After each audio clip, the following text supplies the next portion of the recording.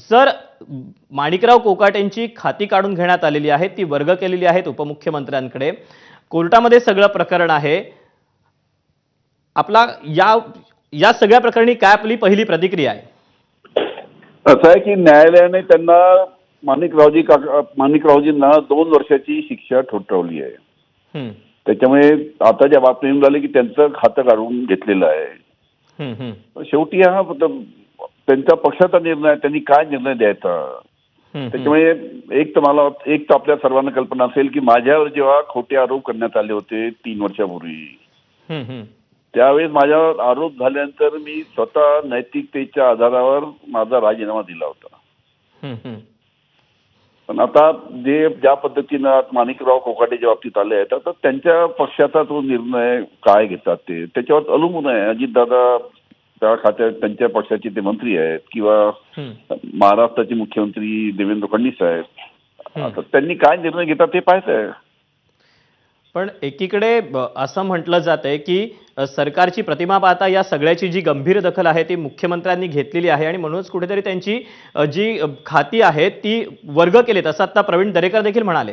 हा, ते बातमी जी येत आहे ती की त्यांचं खातं जे क्रीडा खातं होतं ते काढण्यात आलं असं बातम्या येत आहेत. तर शेवटी सरकारला निर्णय घ्यायचा आहे. कशा पद्धतीचा कोर्टाने निकाल दिला ते पाहून सरकारला निर्णय घ्यायचा आहे त्याच्या बाबतीत. पण कुठेतरी माणिकराव कोकाटे यांनी देखील नैतिकतेला अनुसरून राजीनामा द्यायला हवा होता, अशी देखील मागणी केली जाते. आता कसं आहे, तो अजितदादाच्या सरकार पक्षाचा प्रश्न आहे तो.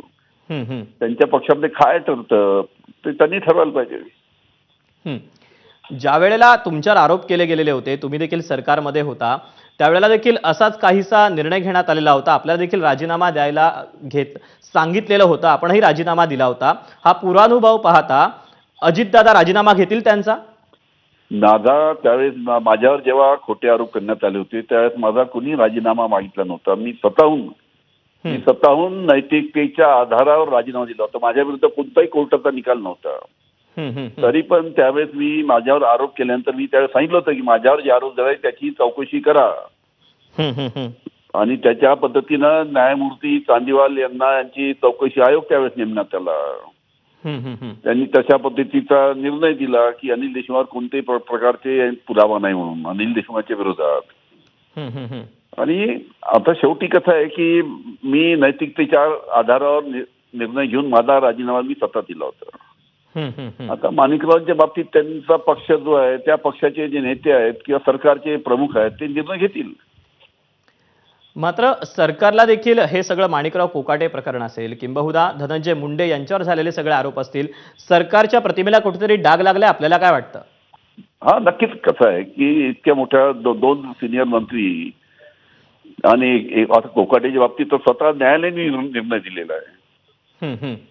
त्याच्या बाबतीत आता सरकारने त्याची गंभीर दखल घ्यायला पाहिजे.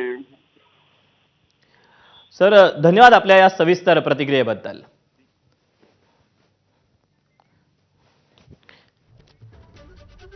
दरम्यान या सगळ्या पार्श्वभूमीवर आता शशिकांत शिंदे यांची प्रतिक्रिया आपल्यापर्यंत पोहोचलेली आहे. ते काय म्हणतात आपण पाहूया.